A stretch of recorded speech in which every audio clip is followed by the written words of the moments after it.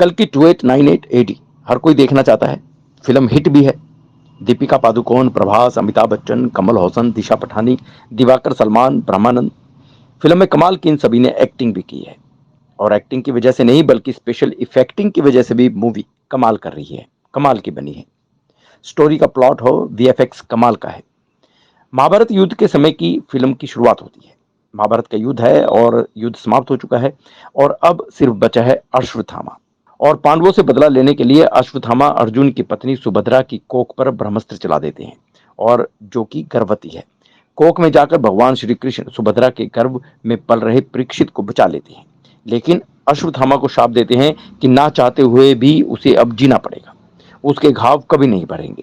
अश्वत्थामा के माथे पर जो मणि लगी है, भगवान श्री कृष्ण उसे निकाल लेते हैं। अब अश्वत्थामा को रियलाइज होता है कि उसने बड़ी गलती कर दी है। अश्वत्थामा भगवान श्री कृष्ण से क्षमा मांग। तब श्री कृष्ण कहते हैं कि आने वाला युग कलयुग होगा, जिसमें कली नामक राक्षस होगा। उसके अंत के लिए कल्कि के रूप में भगवान विष्णु 10वां अवतार लेंगे। कलयुग में कली राक्षस कल्कि के अवतार को रोकने का प्रयास करेगा, उनकी माता को परेशान करेगा और कल्कि का अवतार यानी कि जन्म नहीं होने देगा। तब अश्वत्थामा को कल्कि की माता की मदद करनी हो और इसके बाद अश्वत्थामा उन्हें प्रणाम करते हैं और जैसी आज्ञा प्रभु कहते हैं। फिल्म प्रेजेंट में आती है और यहाँ पे दिखाते हैं कि कलयुग की शुरुआत के बाद कलयुग के लोग काफी एडवांस हुए हैं, नई टेक्नोलॉजी बनी है, पावरफुल वेपन्स बने हैं, हथियार बने हैं और इसी तरक्की के चलते आपस में लड़ने लगे हैं। वार हुई, पूरी की पूरी दुनिया समाप्त हुई। काशी में अमीर और गरीब लोग रहते हैं। गरीबों की जिंदगी बहुत खराब है। इसके बीचों बीच गरीबों का जीना दुभर हो चुका है। गरीब कोशिश यही करते हैं कि वे किसी भी तरह अच्छा जीवन जी सके। लेकिन इसी काशी के बीचों बीच एक जगह है कॉम्प्लेक्स, और यह कॉम्प्लेक्स उल्टे ट्रायंगल जैसी है। यहाँ पर अच्छा वातावरण है, अच्छी नदियां हैं, अच्छा खाना पीना है, अच्छा रहन सहन है और साफ सुथरी जिंदगी है, नदियां हैं। जो इस कॉम्प्लेक्स को रूल करता है उसे सुप्रीम कहा जाता है, जिसका पूरा नाम सुप्रीम यास्कीन है। सब कुछ मैनेज करने के लिए इसके पास खुद की आर्मी भी है, कमांडर भी है। इस आर्मी को मैनेज करने के लिए एक कमांडर रहता है। यहाँ पर यूनिट चलती हैं, डॉलर या पैसा नहीं चलता है, यानी कि जो यूनिट्स हैं वह पैसे के बराबर होती हैं। और यदि कोई भी गरीब यहाँ पर रहना चाहता है तो उसे 1 मिलियन यूनिट्स देने होंगे। अब दिखाते हैं, यहाँ पर एंट्री होती है प्रभास की, यानी कि भैरवा की। भैरवा जो कि काशी में रहता है, लेकिन उसकी कोई फैमिली नहीं है। कॉम्प्लेक्स में जाने के लिए उसकी जद्दोजहद जारी है। वह बहुत से लोगों से उधार लेता है और वह उधार कभी वापस नहीं करता। अच्छा फाइटर है, हर तरह की लड़ाई लड़ने में तैयार रहता है, लड़ता है। काशी के अंदर एक शंबाला शहर का सिपाही घुस जाता है। उसे बहुत से लोग पकड़ना चाहते हैं, क्योंकि शंबाला के किसी भी व्यक्ति या सिपाही को पकड़कर यदि कॉम्प्लेक्स को सौंपा जाए तो अच्छा इनाम मिलता है। भैरवा भी उसे पकड़ने के लिए लोगों से लड़ता है और उसे पकड़कर अपने घर में कैद कर लेता है। बातचीत में उसे पता चलता है कि वह कोई सिपाही नहीं बल्कि संभाला का एक आम नागरिक है और कॉम्प्लेक्स में कुछ जानने के लिए पहुंचा था। यहीं पर एंट्री होती है भैरवा यानी कि प्रभास की गर्लफ्रेंड रॉक्सी की। रॉक्सी जो कि सुंदर है और इसी बीच पता चलता है कि वह रॉक्सी से भी कहीं उधार ले चुका है, वह भी उसने वापस नहीं किया है। अब रॉक्सी उसे बताती है कि उसे कॉम्प्लेक्स में नौकरी मिल गई है। अब प्रभास उसे कहता है या भैरवा उसे कहता है कि वह कॉम्प्लेक्स में जाना चाहता है और वह उसके साथ जाता है। वह तैयार हो जाती है। वह वहां पर जाकर देखता है कि किस तरह से लोग अच्छी जिंदगी जी रहे हैं। अब जैसे ही वह वहां पर एंजॉय करने लगता है तो वहां पर कॉम्प्लेक्स के सिपाही उसे पकड़ लेते हैं। वह उसे बताते हैं कि वह वहां पर नहीं रह सकता। उसके बाद उसको कॉम्प्लेक्स से निकाल दिया जाता है। कॉम्प्लेक्स से निकालने के बाद भैरवा कॉम्प्लेक्स में वापस आता है। वहीं पर कॉम्प्लेक्स के भीतर का नज़ारा दिखाते हैं।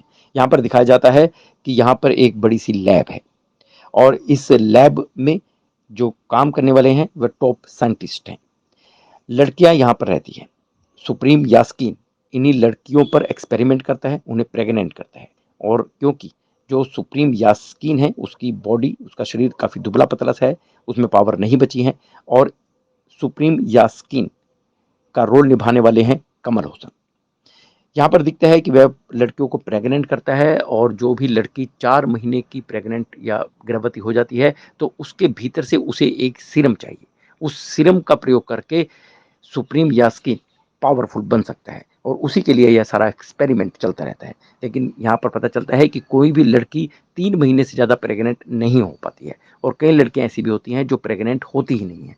यार जिन पर भी यह एक्सपेरिमेंट होता है वह लड़कियाँ 3 महीने से ज़्यादा जीवित भी नहीं रहती हैं। इन्हीं लड़कियों में दिखाई देती है दीपिका पादुकोण, जो कि सैम 80 SUM 80 यानी सैम 80 के नाम से जानी जाती है। अब उस पर भी यह एक्सपेरिमेंट होता है तो वह प्रेग्नेंट नहीं होती है, वह यहाँ पर एक नौकर की तरह काम करती है। पता चलता है कि जो लड़कियां प्रेग्नेंट हो जाती हैं उनकी सेवा के लिए यहाँ पर स्लेव्स रखी जाती हैं और वह भी उन्हीं में शामिल होती है।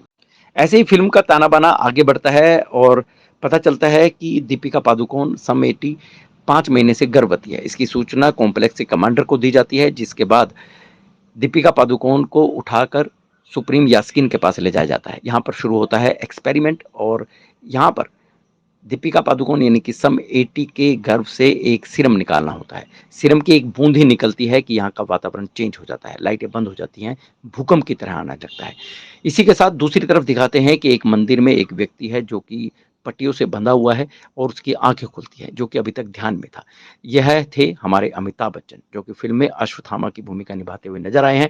उन्हें पता चल जाता है कि कल्कि का अवतार होने वाला है और इसीलिए वह उस महिला को, उस लड़की को ढूंढते हैं जिसमें से कल्कि का अवतार होना है। इसे करते करते वह कॉम्प्लेक्स में पहुंचते हैं, लेकिन उससे पहले ही यहाँ पर दीपिका पादुकोण की मदद के लिए एक स्लेव आ जाती है और वह कहती है कि वह उसे यहाँ से अपने शहर शंबाला में भिजवा देगी। उसके साथ ही यहाँ पर बाहर खड़े हुए हैं, जो कि एक गुप्त रास्ता भी उसे दिखाती है।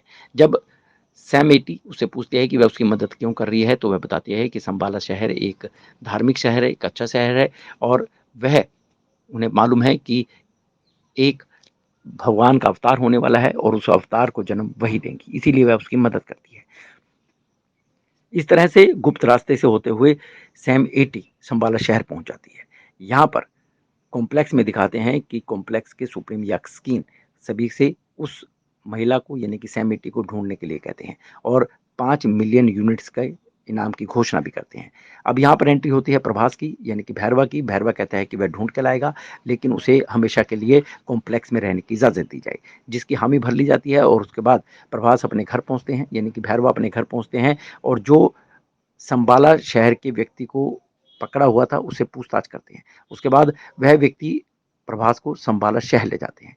वहाँ पर युद्ध होता है, लड़ाई होती है और यहीं पर प्रभास को पता चलता है कि वह अर्जुन के अवतार के रूप में पैदा हुए हैं। यहाँ पर उसे काफ़ी शक्तियाँ भी मिलती हैं और इसके बाद वहाँ पर घमासान युद्ध दिखाते हैं। यहाँ पर शंबाला शहर और कॉम्प्लेक्स के सैनिक आपस में भिड़ जाते हैं, क्योंकि यहाँ पर इस समय तक कॉम्प्लेक्स के सैनिक भी पहुँच जाते हैं। इन पर VFX का इफेक्ट देखते हुए बहुत ही भयानक लड़ाई दिखाने को मिलती है।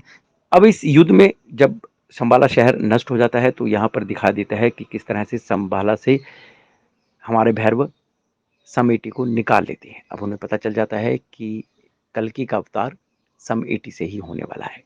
यहाँ पर दूसरी तरफ कॉम्प्लेक्स में दिखाते हैं कि कली किस तरह से पता कर चलता है कि उसे यदि दीपिका पादुकोण के गर्भ में जो पल रहा है बच्चा, उसका यदि सिर मिल जाए तो वह ताकतवर बन जाएगा। अब यहाँ पर कली कहता है कि वह अब उस महिला को सम 80 को हर हालत में हासिल करेगा, ताकि उसके सीरम से वह खुद को पावरफुल बना सके और पूरी ह्यूमन बींग्स को खत्म कर सके, क्योंकि ह्यूमन बींग्स को खत्म करना उसका लक्ष्य है, क्योंकि उसका मानना है कि नेचर के साथ सबसे ज़्यादा खिलवाड़ ह्यूमन बींग्स ने किया है। अब कहानी यहाँ से मोड़ लेती है और यह एक युद्ध के बाद कहानी को समाप्त करते हैं। अगला पार्ट आने के लिए आप सभी को भी इंतज़ार करना पड़ेगा। अब कई प्रश्न यहाँ पर फ़िल्म के डायरेक्टर ने छोड़ दिए हैं। फ़िल्म के डायरेक्टर यहाँ पर यह बताना चाहते हैं कि अगली फ़िल्म का आप इंतज़ार कीजिए और उसके लिए आपको दूसरी फ़िल्म का इंतज़ार करना पड़ेगा।